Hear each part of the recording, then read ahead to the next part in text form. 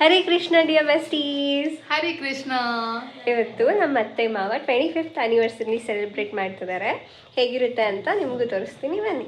By the way ನಾನು ಅವ್ರ ಅತ್ತೆ ಮಾವನ ಮಗಳು. ನಾನು ಇಂಟ್ರೊಡ್ಯೂಸ್ ಮಾಡೋದು ಮರ್ತೆ, ಅವಳೇ ಇಂಟ್ರೊಡ್ಯೂಸ್ ಮಾಡಿಕೊಂಡ್ಲು. It happens. ಕಮ್ ಸಿಯೇ ಒಂದು ನಿಮಿಷ ಕೇಳೋದು ಮರ್ತೆ. ಏನು ಸ್ಪೆಷಲ್ ಪ್ಲ್ಯಾನ್ ಮಾಡಿದ್ಯಾ ಇವತ್ತು?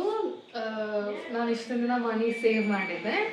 ಸೊ ಆ ಮನಿಯಲ್ಲಿ ನಮ್ಮ ಕ್ಲೋಸ್ ರಿಲೇಟಿವ್ಸ್ ಆ್ಯಂಡ್ ಫ್ರೆಂಡ್ಸ್ನ ಕರೆದು non veg chicken fry, chicken gravy, puri, ಮತ್ತು ವೆಜ್ ಅವರಿಗೆ ಸಾಗು, ರಸಮ್, ಪಾಯಸ, ಆಮೇಲೆ ಚಿಕನ್ ಬಿರಿಯಾನಿ. ಯಾಕೆ ನಾನ್ ವೆಜ್ ಅವ್ರಿಗೆ ಮಾತ್ರ ಅಷ್ಟೊಂದು ಆಪ್ಷನ್ಸ್, ನಮಗೆ ಮಾತ್ರ ಬರೀ ರಸ ಅನ್ನ?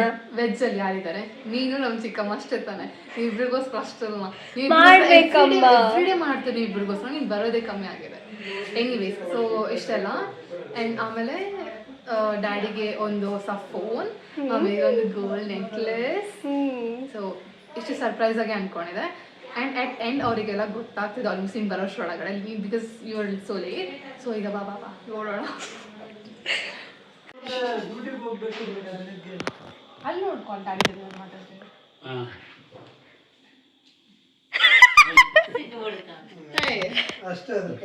Hello, happy wedding anniversary.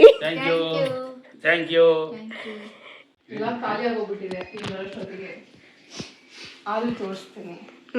ಏನಿದು ನಾನ್ ವೆಜ್ ವೆರೈಟೀಸಾ? ಇದು ಬಿರಿಯಾನಿ, ಚಿಕನ್ ಸ್ವಲ್ಪ ಝೂಮ್ ಬಿರಿಯಾನಿ. ಆಗ್ತೀನಿ ಇರು.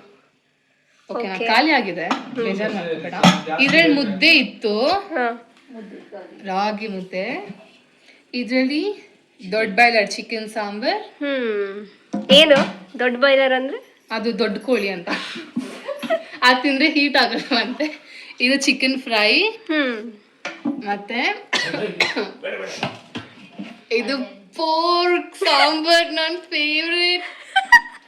ಇನ್ನೊಂದ್ಸತಿ ಹೇಳು. ಪೋರ್ಕ್ ಸಾಂಬಾರ್ ನನ್ನ ಫೇವ್ರೇಟ್. ಓಕೆ. ಇದು ರಸಮ್, ವೆಜ್ ಅವರಿಗೆ, ನಿನ್ನಂತವರಿಗೆ. ಈರುಳ್ಳಿ ಎಲ್ಲ ಖಾಲಿ ಆಗೋಗ್ಬಿಟ್ಟಿದೆ. ಸೌತೆಕಾಯಿ ನೋಡ್ಸಿಲ್ಲ. ಸೌತೆಕಾಯಿ, ಇದು ನಿಂಬೆ ಹಣ್ಣು. ಓಕೆ. ಇಲ್ಲಿ ಎಲೆ ಅಡಿಕೆ. ನಮ್ ಗೌಡ್ರ ಮನೆಯಲ್ಲಿ ಎಂಡಿಂಗ್ ಅಲ್ಲಿ ಇದಿರ್ಲೇಬೇಕಂತ ಎಲೆ ಅಡಿಕೆ. ಸುಮ್ಮನೆ ಎಲ್ಲ ಗೌಡ್ರ ರೆಡಿ ಸಹ ಯಾವ್ದೋ ಒಂದು. ಲಾಸ್ಟ್ಗೆ ಪಾಯಸ. ಇಲ್ಲಿ ನೋಡಿ ಫ್ರೆಂಡ್ಸ್, ಆನಿವರ್ಸರಿಗೆ ಬಂದು ಫೋನ್ ನೋಡ್ಕೊಂಡಿದ್ದಾರೆ. ರುಚಿ ಏನಂತೀಯ ಇಂಥವ್ರಿಗೆ? ಏನ್ ಮಾಡೋಣ, ಇಲ್ಲಿ ನೋಡಿ. ಇದು ಟ್ವಿಸ್ಟ್. ಒಬ್ರು ರೈಟು, ಒಬ್ರು ಲೆಫ್ಟು. ಹೇಳು. ಮತ್ತೆ ಪಾಪ ಬೆಳಗಿನ ಕಷ್ಟಪಟ್ಟು ಕೊನೆಗೂ ಬಂದು 2 ಪೀಸ್ ನಾನ್ ವೆಜ್ ಹಾಕೊಂಡು ಇಷ್ಟೇ ಅನ್ನ ರಸ ಹಾಕೊಂಡು ತಿಂತಿದ್ದಾರೆ. ತಿಂತಿರೋದು ಕೂಡ ಮಾಡ್ಕೊಂಡು ತಿಂತಿದ್ದಾರೆ. ರುಚಿ ನಮ್ಮ ಅರುಣ ಅಂಕ, ನಮ್ಮ ಫ್ಯಾಮಿಲಿ ಎಲ್ಲರಿಗಿಂತ ಚಿಕ್ಕವರು, ಕ್ಯೂಟ್ ಅಮ್ಮ. ಇವರು ಅಲ್ಲ ಅಂದ್ರೆ ಅವ್ರ ಜನರೇಷನ್ ಅಲ್ಲಿ ಇವರೇ ಚಿಕ್ಕವರು.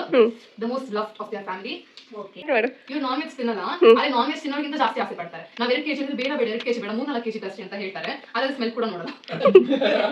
ಅರುಣಕ್ ಹೌದು, ನೀನ್ ನಾನ್ ವೆಜ್ ಯಾಕೆ ತಿನ್ನಲ್ಲ ಅಂತ ಹೇಳು. ನಮ್ಗೆ ಸ್ಟೋರಿ ಗೊತ್ತು, ಇನ್ನೊಂದ್ಸತಿ ಹೇಳು. ಯಾಕೆ ನಾನ್ ವೆಜ್ ತಿನ್ನೋದ್ ಬಿಟ್ಟೆ? ನಾನ್ ವೆಜ್ ಒಂದು ಪ್ರಾಣಿನ ಬಲಿ ಕೊಟ್ಟು ಯಾಕೆ ಅಂದ್ರೆ ನಮ್ ತಾತ ಸೀನೇ ಇಲ್ಲ. ನಮ್ ತಾತ ನಾನ್ ವೆಜ್ ತಿಂದೇ ಇರೋರಿಗೆ ದುಡ್ಡು ಕೊಡ್ತಿದ್ರಂತೆ. ಆ ದುಡ್ಡಿಗೋಸ್ಕರ ನಾನ್ ವೆಜ್ ತಿಂತಾ ಇರ್ಲಿಲ್ಲ ಇವರು. ಓಕೆ, ಅದು ಒಂದು ರೀಸನ್.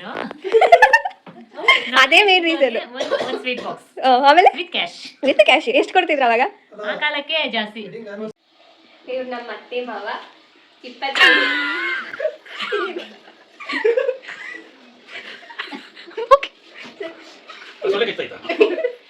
1 eternity later. ಇವರು ನಮ್ಮ ಅತ್ತೆ ಮಾವ 25 ವರ್ಷದ ಮದುವೆ ಲೈಫ್ ನ ಕಂಪ್ಲೀಟ್ ಮಾಡಿದ್ದಾರೆ. ನಿಮ್ಗೆಲ್ಲ ಸ್ವಲ್ಪ ಕ್ವೆಶನ್ಸ್ ರೆಡಿ ಮಾಡಿದ್ರೆ ನೀವು ಆನ್ಸರ್ ಮಾಡಬೇಕು. ಸೊ ಫಸ್ಟ್ ಕ್ವೆಶನ್, 25 ವರ್ಷ ಮದುವೆ ಲೈಫ್ ಸಕ್ಸಸ್ಫುಲ್ ಆಗಿ ಲೀಡ್ ಮಾಡ್ಕೊಂಡು ಬಂದಿದ್ದಾರೆ. ಇದಕ್ಕೆ ರೀಸನ್ ಏನು?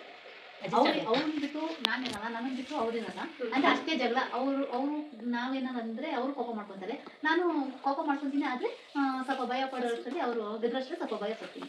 ನಿಮ್ದು ನೀವು ಹೇಳ್ಬೇಕಾಗಿರೋ ಆನ್ಸರ್ ಇವ್ರು ಆಲ್ರೆಡಿ ಹೇಳ್ಬಿಟ್ರು. ಇವಾಗ ಏನ್ ಹೇಳ್ಬೇಕು ಅಂತ ಯೋಚನೆ ಮಾಡ್ತಾರೆ. ಅವ್ರು ಇದ್ರಲ್ಲಿ ಏನಿದೆ ಅಂದ್ರೆ ಮಾಡೋದೆಲ್ಲ ಮಾಡ್ತಾರೆ, ಲಾಸ್ಟ್ ಅಲ್ಲಿ ಎತ್ತಾಕ್ತಾರೆ. ಏನಾದ್ರು ಜೋರಾಗಿ ಮಾತಾಡಿದ್ರೆ ಸೈಲೆಂಟ್ ಆಗಿಬಿಡ್ತಾರೆ, ಇಲ್ಲ ಅಂದ್ರೆ ಆಟ ಮಾಡ್ತಾರೆ. ಆದ್ರೆ ನಾನು ಮಾತಾಡಲಿಲ್ಲ ಅಂದ್ರೆ ಎಷ್ಟು ನಾನು ಮಾತಾಡ್ಸ್ಕೊಂಡೆ ಬರ್ತಾನೆ ಇರ್ತಾರೆ.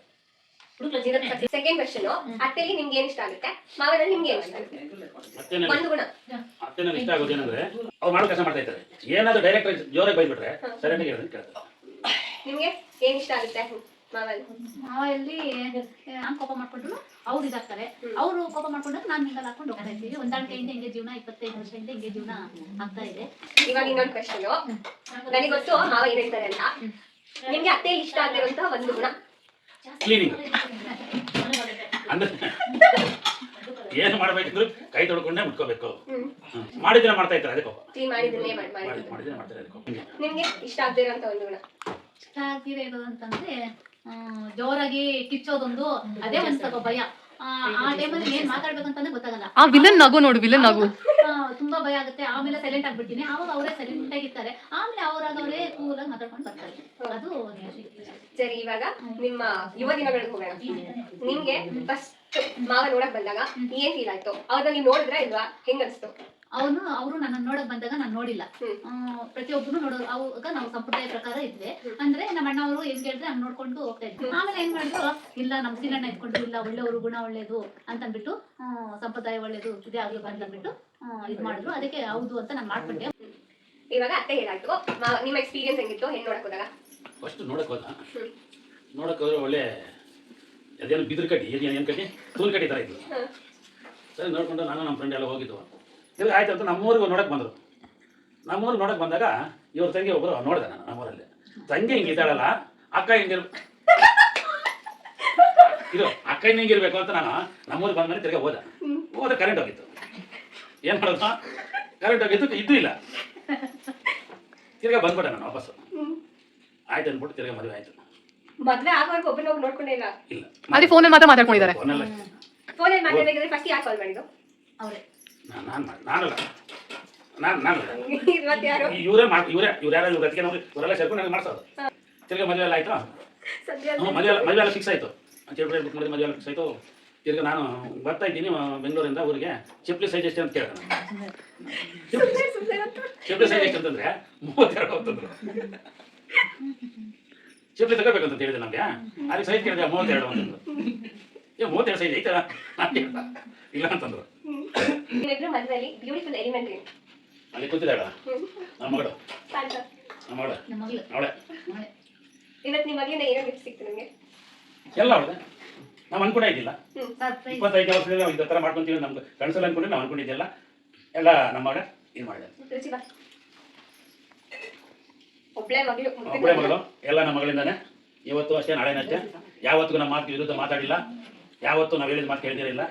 ಅಂದರೆ ಅವ್ರಿಗೆ ನಾವು ನಿಮ್ಗೆ ಏನು ಬೇಕು ಅಂತ ನಮ್ಮನ್ನು ಕೇಳಲಿಲ್ಲ. ಇದುವರೆಗೂ ನಂಗೆ ಇಂಥದ್ದು ಬೇಕು ಅಂತ ಹಠನೂ ಮಾಡಿಲ್ಲ. ನಂಗೆ ಇದೇ ಬೇಕು, ಅದೇ ಬಟ್ಟೆ ಬೇಕು, ಅದೇ ಇದೇ ಬೇಕು ನನಗೆ ಅಂತ ಏನಿಲ್ಲ. ಇದುವರೆಗೂ ನಾವು ಏನು ಓದ್ತಾ ಇದ್ದೀವಿ, ಹಿಂಗೆ ಓದ್ತಾ ಇದ್ದೀವಿ ನಾವು ಕೇಳಲಿಲ್ಲ. ಅಷ್ಟೇ ಏನು ಕನಸು ಕಾಣಿದ್ದೀರೋ ಇವತ್ತು ಅದರಲ್ಲಿ ಸಕ್ಸಸ್ಫುಲ್ ಆಗಿದ್ದಾರೆ.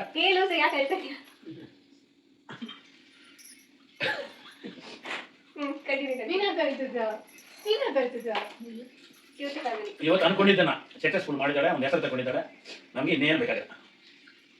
ಇದು ನಮ್ಮ ಅತ್ತೆ ಮಾವನ ಫ್ಯಾಮಿಲಿ. ಸೊ ಡಿಯರ್ ಬೆಸ್ಟೀಸ್, ಇದು ಇವತ್ತಿನ ಆನಿವರ್ಸರಿ ವ್ಲಾಗ್ ಆಗಿತ್ತು. ನಿಮ್ಗೆ ಇಷ್ಟ ಆಗಿದ್ರೆ ಲೈಕ್ ಮಾಡಿ, ಶೇರ್ ಮಾಡಿ, ಸಬ್ಸ್ಕ್ರೈಬ್ ಮಾಡಿ. ಹರೇ ಕೃಷ್ಣ. ಬಾಯ್ ಬಾಯ್.